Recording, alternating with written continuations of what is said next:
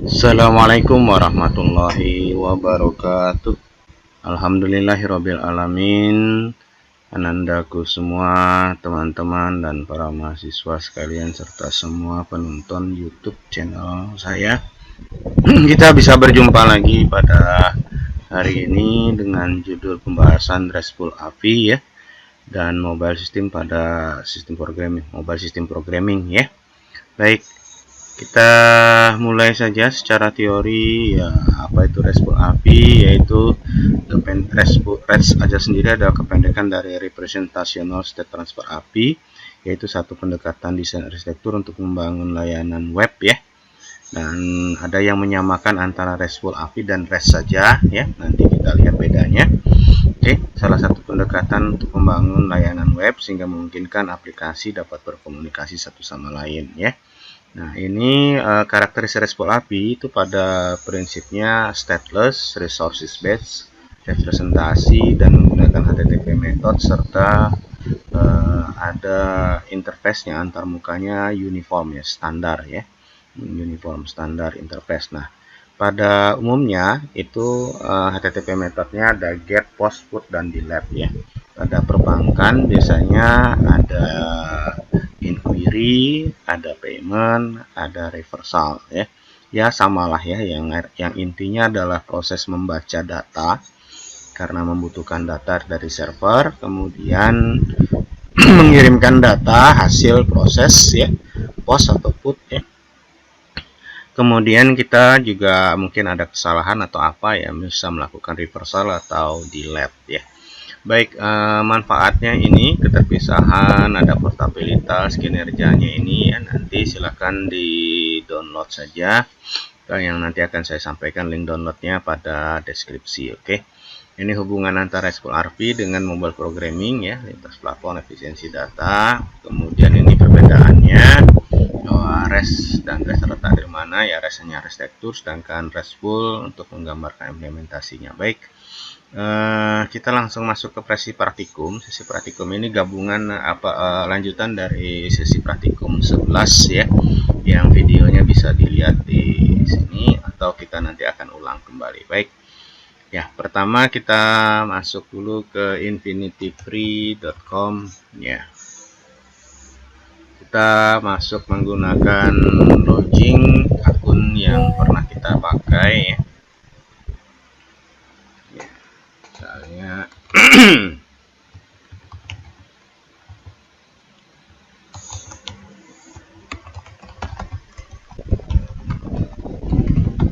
oke, ini ya. Kemudian kita masuk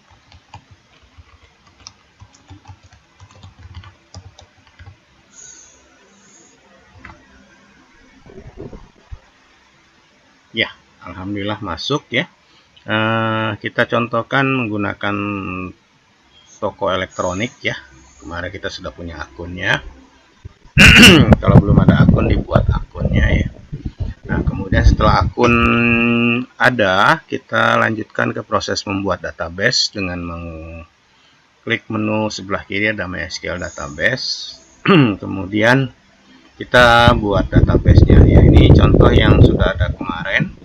Kita membuat ada 4 tabel ya, yaitu ada tabel 2 tabel induk ya, 1 tabel asosiatif dan 1 tabel anak ya. Oke. Tabel yang pertama kita buat tabel pembeli ya, ini isinya ada nomor telepon WA dan namanya, ada alamatnya untuk fasilitas pengantaran. Ini dia. Oke. Kemudian untuk tabel induk berikutnya ada tabel barang, isinya ada kode barang, nama barang, jumlah stok, dan harga beli tertinggi sama harga jual tertinggi. Kemudian ada tabel asosiatif nota ya, untuk mencatat nota penjualan, nomor nota ini nanti auto terima otomatis, dan waktu transaksi juga otomatis mengambil jam server dengan current timestamp. Nomor HP WA ini nanti diisi berdasarkan data pembelinya ya, atau otomatis berdasarkan ya, pelanggannya. Jadi pelanggannya nomor kode utamanya atau kode primarinya adalah nomor HP-nya ya. Baik. Oke. Kemudian tabel anaknya yang terakhir adalah tabel isi nota. Ini ada nomor nota, ini harusnya ya nomor nota. Ya, ini saya salah ketik ya, nomor nota. Kemudian ada kode barang untuk mengkoneksi ke kode barang, dan ada jumlah jual. Jadi nanti kita akan mengambil itu. Baik, setelah itu kita akan mulai lagi tahap keduanya. Setelah membuat ini, kita membuat koneksi ke server basis data ini sehingga nanti bisa dipakai oleh API-nya. Kita kembali ke halaman tab sebelumnya. Di bagian home itu kita bisa ketemukan file manager ya. File manager ini sama kayak Windows Explorer atau untuk mengelola file ya. Kita tidak boleh meletakkan filenya di luar htdoc ya.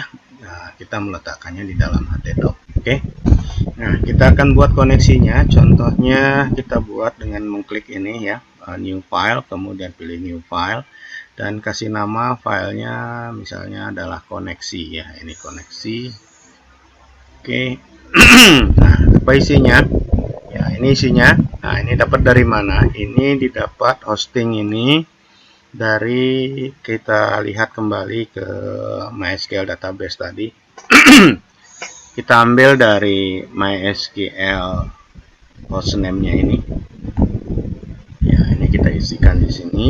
Ya, kemudian usernya kita ambil dari usernya, dan passwordnya ini kita ambil dari sini. Ini kita copy, masukkan di sini, dan database-nya kita ambil dari ini, kita copy, kemudian kita masukkan sini. Nah, error reporting 0 ini untuk mencegah salah satu cara untuk mencegah proses hacking ya, dengan mengetahui alamat server kita. Dan ini sebenarnya kredensial tidak boleh dipublikasikan, tapi untuk pembelajaran oke lah, nggak ada masalah ya. Oke, ini datanya, dan kita buat ini ada variabel. Jadi untuk parameter inputnya ada 4 ya, host, user, pass, dan db.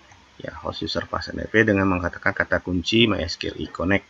Dan variabel hasilnya adalah variabel koneksi, kita kasih nama $con. Kita buat begini. Kemudian kalau nanti servernya error akan menampilkan pesan ini. Karena error reportingnya 0, maka tidak menampilkan kesalahan di mana, baris berapa, nggak ditampilkan ya, tapi dia hanya menampilkan tulisan gagal koneksi database. Oke, kalau sudah tinggal save. Kemudian kita buat yang pertama untuk input barang atau input pembeli ya. Oke, kita input pembeli. Oke, input pembeli. Nah, ini juga sama dengan post tadi. Nah, cuma bedanya pertama kita ada sedikit melakukan sesuai dengan aturan dari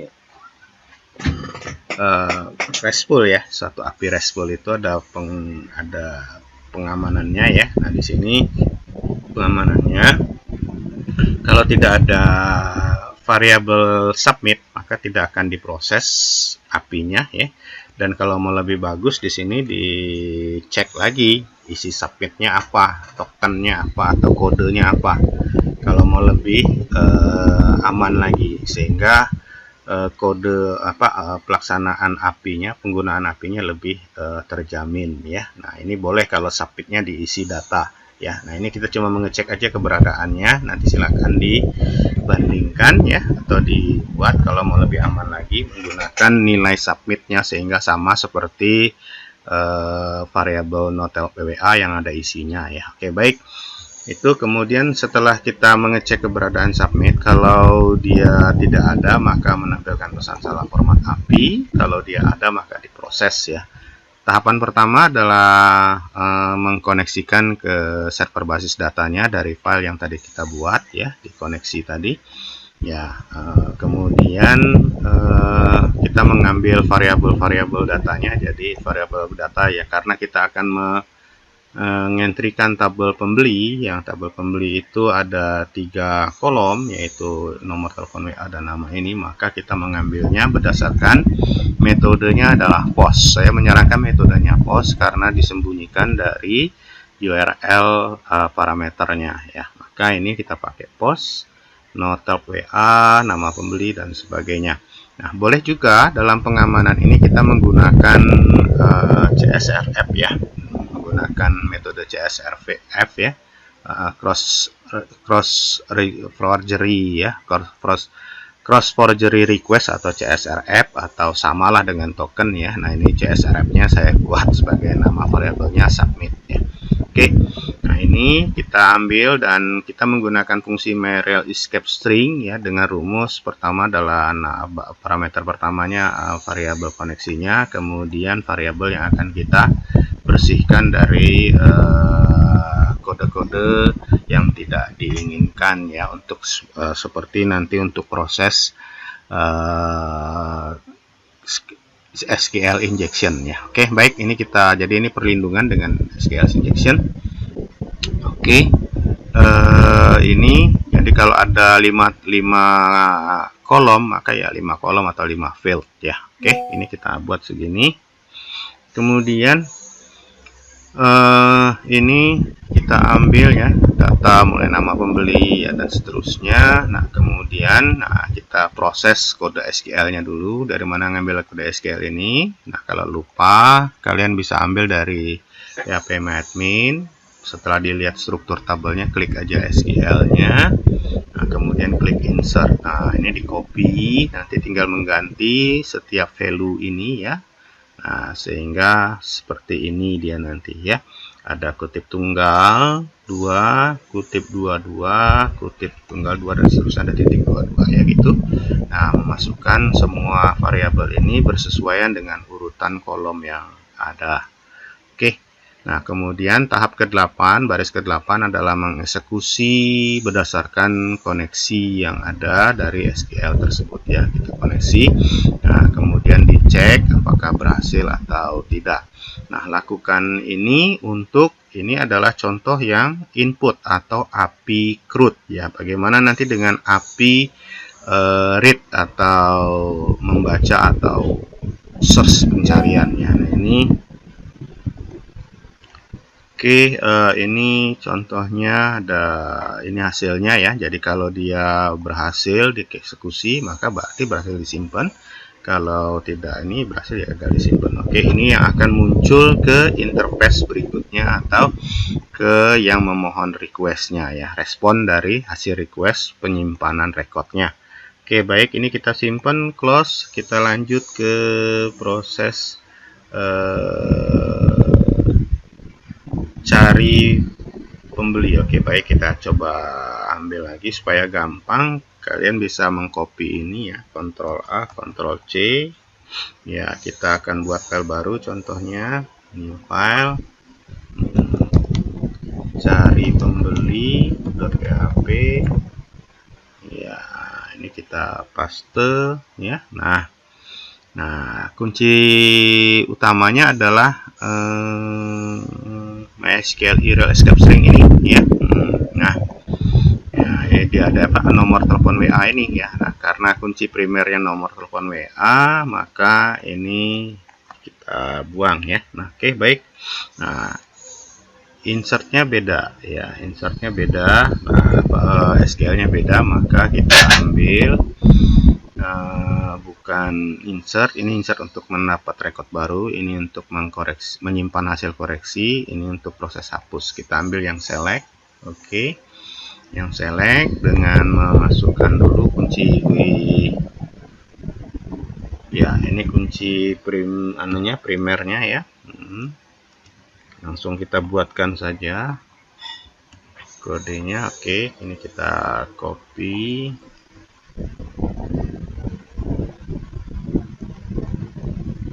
Oke, kita masukkan di sini dan tinggal nambah ini. Oke, mudah sekali bukan? Ya. Nah, ada tambahnya di sini bahwa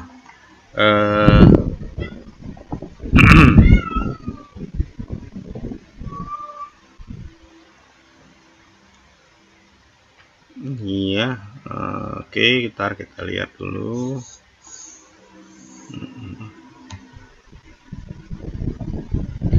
Simpan. Apa ini?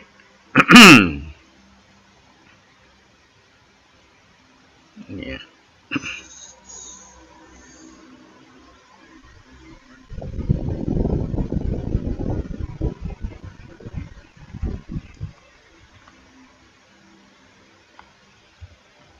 kayak gini ya. Oke. Udah benar ya. Jadi jangan salah ya, karena kita mulainya dengan kutip 2, maka penutupnya juga kutip 2. Kutip tunggal ini adalah penutup dari kolomnya ya. Jadi kolom variabelnya ya. Ini oke, udah selesai. Kemudian ini diproses SQL-nya. Nah, baru kita ambil hasilnya dengan SQLi fetch assoc. Oke, dari $key-nya. Oke. Nah, kemudian akan mengecek ya. If not empty $r ya. R, maka ada datanya berarti ya. Nah, ini kita akan menggunakan array hasil ya. Array hasilnya ya sama dengan array, kita definisikan dulu. Nah, kemudian kita menggunakan metode array push ya. Dari variabel array hasilnya taruh di sana dari array R tadi ya. Nah, kemudian baru kita tampilkan JSON-nya dalam metode JSON ya. JSON encode ya. JSON encode dari hasil. Oke. Tuh, nah kalau dia tidak ada datanya, maka record tidak ditemukan. Ya, ini kalau API untuk proses read atau mencari record ya. Oke, nah ini boleh kayak gini. Nah, kalau datanya banyak, maka ini bisa kita lakukan dengan do ya. Nah, kayak begini. Ya, kita do-kan dia. Nah, kemudian ini kita pakai while. Nah, isinya adalah R ini. Maka nanti kalau recordnya lebih dari 1, ya maka hasil JSON-nya juga akan banyak ya. Nah, itu hasilnya. Oke. Nah, kemudian setelah muncul datanya nanti bisa diproses pada berikutnya ya. Oke. Nanti kita akan bahas di seri ketiga atau pertemuan 13 ya. Oke, ini kita simpan. Ya, baik. Ini sebelum kita simpan kita copy dulu. Karena nanti kita pakai lagi sebagian codingnya. Simpan. Ya, kita lakukan untuk CRUD menyimpan hasil koreksi ya, koreksi barang, koreksi pengguna ya, koreksi pembeli. Misalnya ada datanya salah ya, atau ada perubahan data. Oke. Koreksi pembeli.php. Oke, sama ya. Nah, cuma bagusnya ini kita ambil yang mengambil data tadi, mengambil data yang banyak ya. Oke. Lebih tepatnya kita pakai yang ini ya. Oke, baik.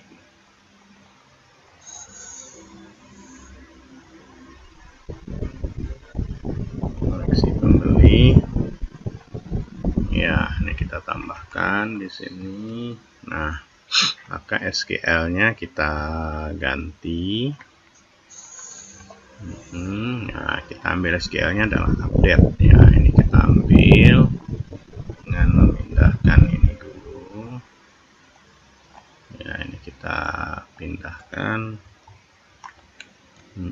sebagai kunci pencariannya, kunci patokan pencariannya ya ini. Nah, nanti dia tinggal menyimpan, yang diperbaiki hanya nama pembeli atau alamatnya mungkin ya. Oke, Ctrl A, Ctrl C. Oke, kita masukin di sini ya. Nah, kemudian untuk masing-masing value ini kita ganti dengan kutip tunggal sepasang, kutip 2 sepasang, dan titik-titik. Oke Dengan cara sama ini kita lakukan untuk variabel alamat ya, kolom alamat. Oke, selesai. Kita tinggal ngambil ini hasil untuk nama pembeli, ini untuk hasil alamat ya, maka untuk telepon WA sebagai kunci pencariannya kita isikan nomor telepon WA. Oke, mudah bukan? Oke, alhamdulillah selesai. Nah, ini resultnya tidak ya, resultnya tidak, ini kita dua bagian ini kita buang. Oke, kita akan mengecek keberhasilannya dengan $Q saja ya. Jadi sama kayak tadi ya, kayak bagian query ya. Nah, kalau dia berhasil maka nanti echo-nya record sudah disimpan, record sudah disimpan.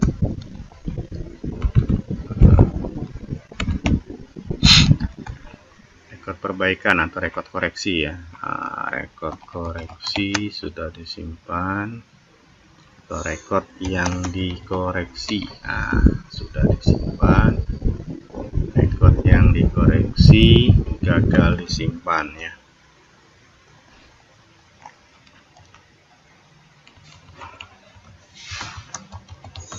Oke, ini untuk API koreksi ya, atau API update ya. Oke, ini kita simpan ya. Boleh juga ini kita copy lagi, nanti Ctrl A Ctrl C, kita simpan, nanti dipakai lagi untuk menghapus iya. Oke, tadi kita sudah sampai hapus, sampai update ya, nanti kita pakai yang delete. Oke, baik, kita buat untuk hapus pembeli, klik new file. Oke, hapus pembeli.php iya, yang diambil jadi kunci primernya kolom ini. Nah, maka SQL-nya pun juga SQL hapus ya, ini kita ambil yang delete. Oke ya, ini tinggal diganti dengan apa tadi ya, kita masukin sini.